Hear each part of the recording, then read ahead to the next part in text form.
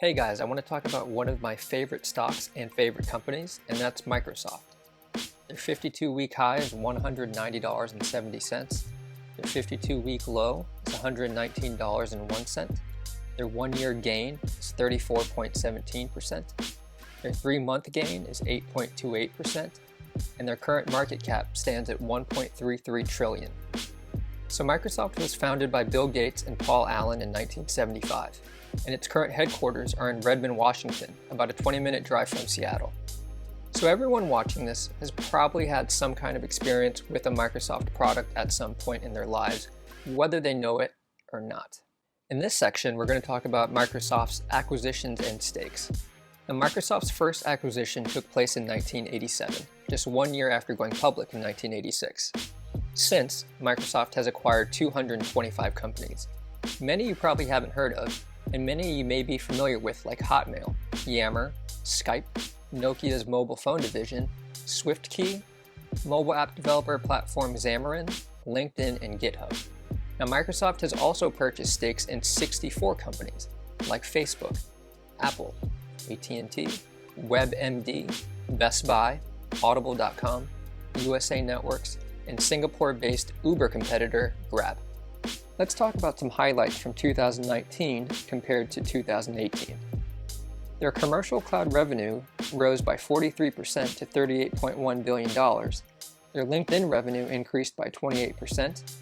Their server products and cloud services revenue increased by 25%, driven largely in part by their Azure cloud service, which grew 72%. They also made $125 billion in revenue and $43 billion in operating income. So why do I like Microsoft and Microsoft stock so much, and why do I refer to them as a sleeping giant? Microsoft is not a particularly flashy company, like say Apple for example, but what makes Microsoft different is their systems and office tools that serve as a backbone to businesses around the world. Now, nothing has made this more important than the current situation we're going through right now. Are there better singularly focused tools and products out there? Of course, it's no secret that video conference tools like Zoom and office communications companies like Slack are a favorite amongst users. But Microsoft's products are tied together so well. Sometimes they don't seem like the slickest and most intuitive products, but Microsoft is making strides to change that. Microsoft recently announced that Microsoft Teams, the Slack competitor, has 44 million active users worldwide. Now, as they continue to iterate on their product, it will put more pressure on Slack and their other competitors to innovate.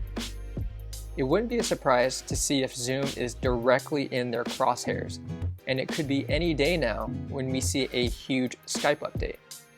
Now, Azure is the big play future of Microsoft, and as the world continues its march to the cloud, it's currently a two-horse race between Amazon's dominant AWS division, which holds 32.4% of the market, and Azure with 17.6%, and growing at a more aggressive pace than AWS. So now that work from home is top of mind for business owners, CEOs, CTOs, and the like, cloud-based collaboration tools have suddenly become a much larger market than anyone could have suspected.